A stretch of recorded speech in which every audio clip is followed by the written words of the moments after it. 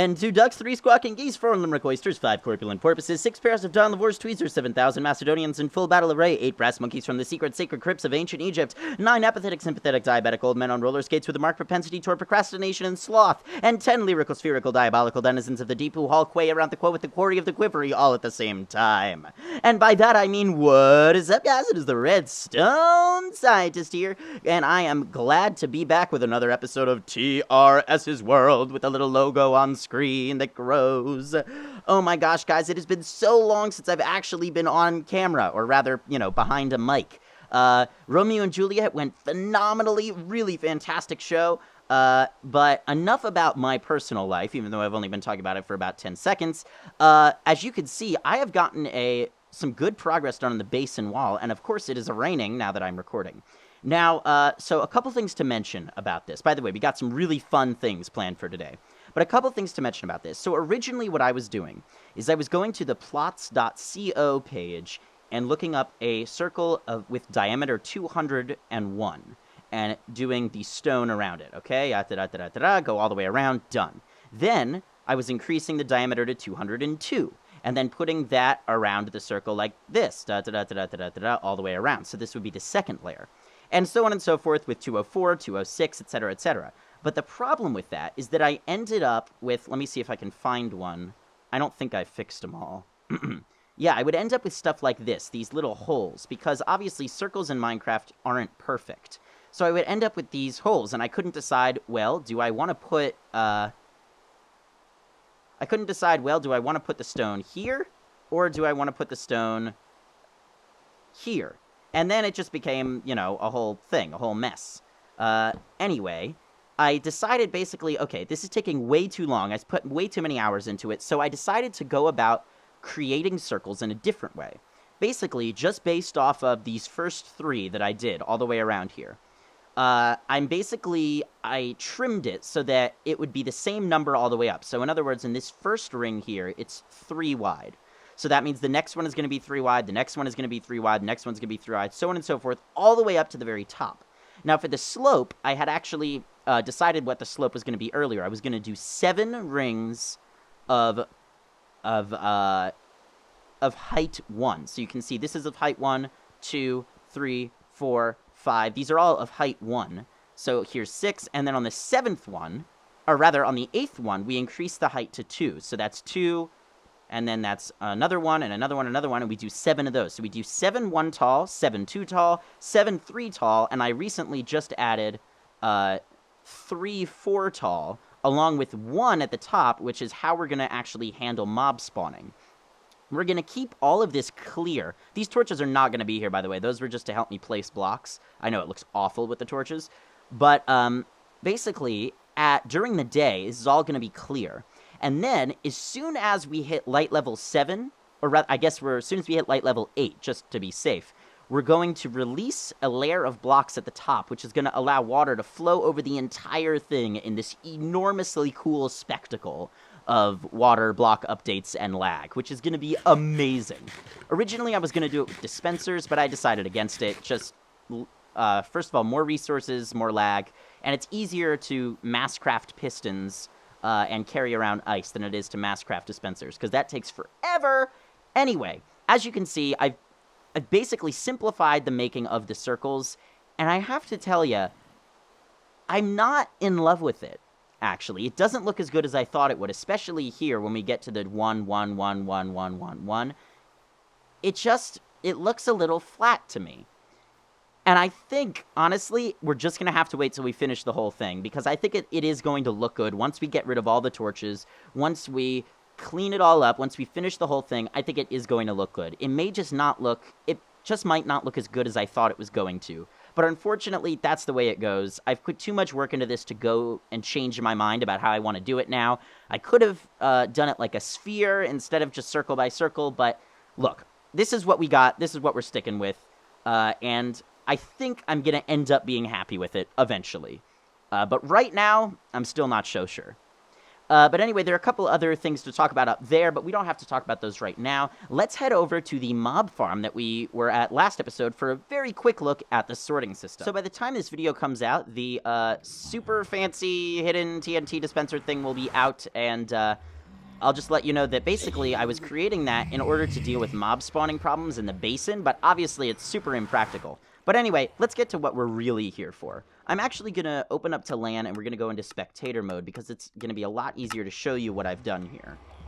So, you can see we've got the mob farm. We did all this in the last episode. I don't remember where we ended up landing, but this is basically the most successful design I ended up coming up with. The cacti to deal with the spiders, these little slits here to make the spiders target us and climb up. Also, these little slits here to take care of any extra mobs with a bow if we want. I added some iron golems in here to deal with a lot of times the zombie pigmen would spawn and they would just not go over here and pick up this villager for some reason. The chickens, as it turns out, do despawn if they were originally part of a chicken jockey, which I did not know about. But anyway, we already know about this. We moved him back by one because he died before. We got everything carpeted. But the sorting system, I have to say, is really kind of pretty looking, especially with all the carpet. So here's what happens. We go down here, right? All the drops go into these hoppers here and go into these two droppers. These two droppers are hooked up to a, what do you call it? A rapid-fire auto-dispensing thing. And the way I'm doing this is basically I give 3 ticks a delay, 3 redstone ticks. The comparator is 1, the repeater is 2, and then it goes into this rapid-fire thing. And because we have this long piece of redstone dust, it actually allows it to be like a comparator clock, super, super fast, so we don't have to wait a whole redstone tick every time. I believe it's every game tick, I think. Don't quote me on that. But anyway, these two dispense into here, into this air tube, where it goes down this water stream into this item elevator, which we will update for 1.9 later. So all the items go up into here. It's really quite a sight to watch. They land in this little basin here, and they go down this water stream all the way around, get aligned by the ender chest, so they're on both blocks, both the water, they get the effect of the water and ice, and they get picked up by the hoppers, and we've got a sorting system, standard sorting system, with overflow protection by Impulse SV. There's some different timing things I had to tinker with, but anyway, it goes all the way around, all the way around, all the way around, does the same thing on this side, but the challenge came when I realized that I didn't really have, it wouldn't really work out, the number of drops we get, so I decided to put all of the witch drops, the drops from witches, into one column, and that's this column here. Now, how did I do that? I'm not doing any sort of multi-item sorting per chest. I'm actually, just to simplify things, I have 5 different sorting systems here for each item. They go into these hoppers, which then, in turn, because we need to actually get them up, so it's a little bit convoluted, go into this dropper, which get auto-dispensed into this hopper, which funnels them into this chest column. Hopefully that made sense. But basically all it is multiple sorting systems all funneling into one place, and so we have them all here. We've got string here, got ender pearls, bones, more bones, arrows, gunpowder, which we're going to be using today. I think this is all, this is all rotten flesh. I used a lot of it because I brought 2 villagers over here. One is a cleric. Oh, I guess I can't trade in game mode 3. One is a cleric, and one is a, I forgot which guy takes the string. I think it's a farmer? Or no, a Fletcher. A Fletcher, that's it. So anyway, I am pretty happy with this area. It's not very pretty, but it'll do. So I think for now, we're just going to leave it alone. And I think now it is time to actually get on to doing something, doing a project for today, because we have done enough jabbering. So, I will see you in a second. So as we resume our adventure here, I think it is time to tell you some more details about the base. So, the basin is actually not going to be our main base. That's sort of the front of the base. This water is going to be replaced by a really awesome elevator. I did a lot of tinkering around with designs. I don't think it's my own design. I made it so long ago. But anyway, it's going to be a 2x2x2 platform, or I guess a 2x2 platform elevator that's going to go all the way up from down underground where our actual main base is going to be, It's going to be like a cave system, almost like Etho's man cave, but a different style. All the way up to the basin, which is sort of the front. That's where all our nether portals are going to be, and Actually, I haven't even thought about that. Where are our nether portals going to be? But anyway, as I've always... This house has never been planned to be a permanent thing. All of this stuff has always been very temporary. But here's the thing. There's one big redstone project that I have planned for this world that's going to be ongoing. A pretty unique thing, combining farms. I'll give more details later. But the main room, the main control room for that, I want to be the sort of the lobby of the underground base, which is going to be not only the hub of... That's going to be the hub of all the directions we go. Every single thing in our base is going to connect to there. So, I kind of don't know what I want it to look like. I know I want it to be a clean shape. I know I want to use a lot of quartz and a lot of iron. But I don't know what I want it to look like. But I also know that we are going to need tons and tons and tons and tons of space. So therefore...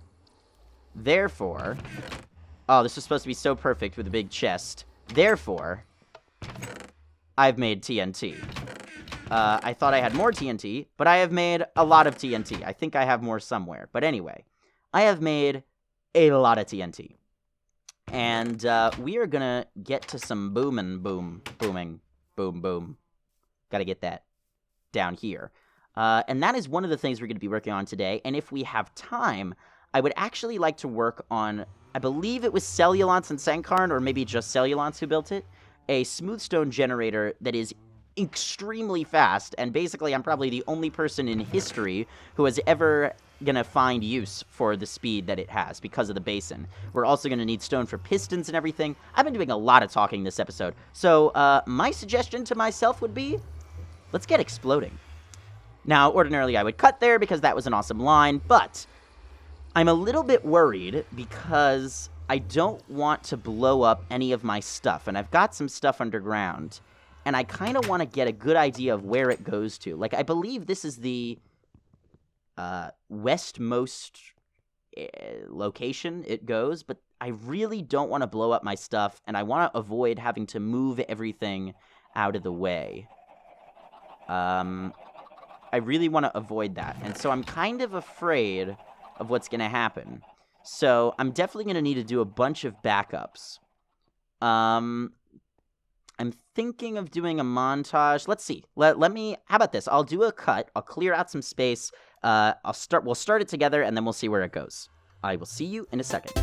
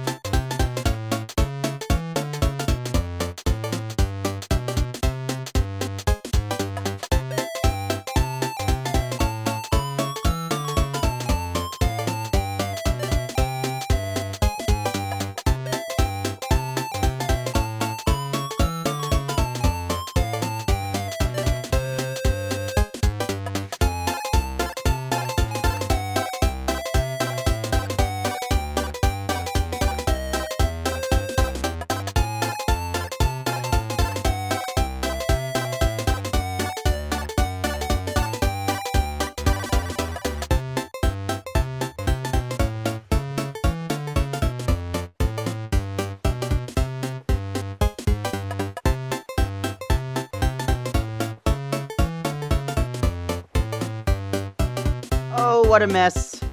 Oh, what a mess. Oh, I thought this would be such a good idea, and it became more and more difficult, and now I don't even have enough room to finish it. Oh, what a mess. Oh, what a mess I've made. Oh, my goodness. Okay, can I just, like... Oh, my gosh. Well, that was a hassle coupled with a burden. I finally got it working. Let's actually do what we were going to do today, and I actually realized I could have gotten rid of this water anyway because it's actually going to cause us some issues. So, yeah, actually we need to do this anyway just so we don't have to deal with this when we go down there. So let's put this here, and then we'll put a layer right there. Okay, and now that should block it off for us when we go down there. Perfect. Now we have to remember this is the center of it, right? Now, I'm not even sure how to go about doing this. I've never really used TNT for mining before. I suppose what I should do is first mine out a fair area and then just strategically place some TNT. I don't want to go nuts because, again, this needs to be kind of controlled. Oh, a backup. That would be a good idea. BRB. So I'm pretty upset because I just lost a whole bunch of footage of me doing TNT stuff, which really stinks. And yeah, but anyway, I'm just gonna have to cut out whatever the information that was that I talked about in the video. I don't know if I already mentioned that I want the main hub area to sort of be non-organic looking, but I want it to look very purposeful, but I want the rest of the base to maybe look organic. I'm not sure, and I'm bad at placing TNT. I'm really upset I lost all that footage, man. That stinks. Ugh. Anyway, I was talking about my website, TheRedstoneScientist.com, where I have an email now, also TRS at TheRedstoneScientist.com. Please send me stuff. I would love to hear from you. Fan art, business opportunities, whatever it is. Love to hear from you. Just don't spam me.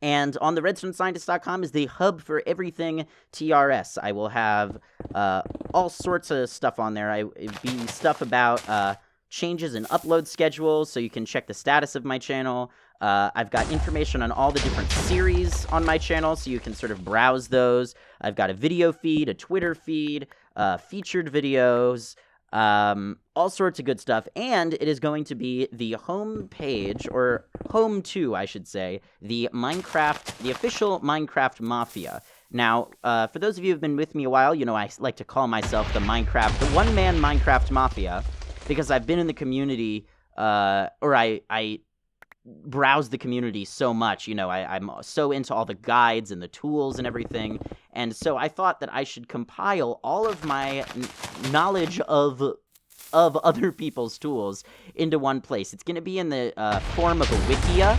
It's using a Wikia plugin, and it's an enormous undertaking, this project. It's nowhere near done. It's going to take quite a while to do. But it's going to be your number one stop for everything. MC edit filters, written articles, guides, what else? YouTube channels, tutorials. Did I say MC edit filters? Yeah, online web tools, everything. And if you have something that you think I don't know about, please send it to me. I'd love to see it. But it's a huge undertaking, and it's going to basically help you to sort through all of the thousands of things that are out there on the internet to help you with Minecraft and help you find the best one for you, for the use that you need. So yeah, that is going to be at mafia.theredstonescientist.com. Again, it is in development, but if you want to check it out, you can.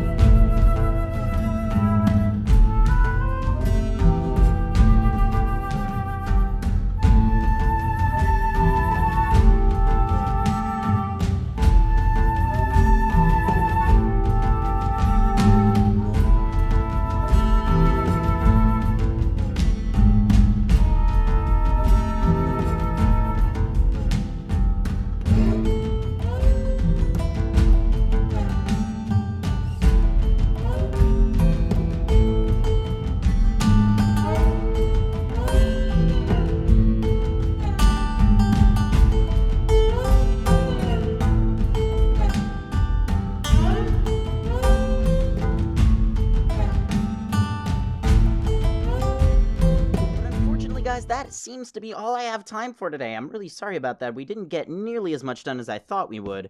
But that was obviously because I got footage that was lost and some other problems along the way, as seems to be the usual with these episodes, which is not good, and I apologize for that. Hopefully I can get episodes really back on track in the coming weeks. I'm, of course, dealing with finals and everything, and that's why the upload schedule has been off, but I should be back to normal upload schedule by the time you see this, and I'm losing that iron. But yeah, unfortunately, that is all I have time for. Maybe we'll do another TNT episode if you guys want more of that. I really do apologize for all of the problems that keep going on in TRS's world. But if you enjoyed the video, please leave a like, a comment, or better yet, hit that subscribe button, or even share it with your friends. Make sure to check out the jam-packed description for more science. I will see you next time. And of course, thanks for watching.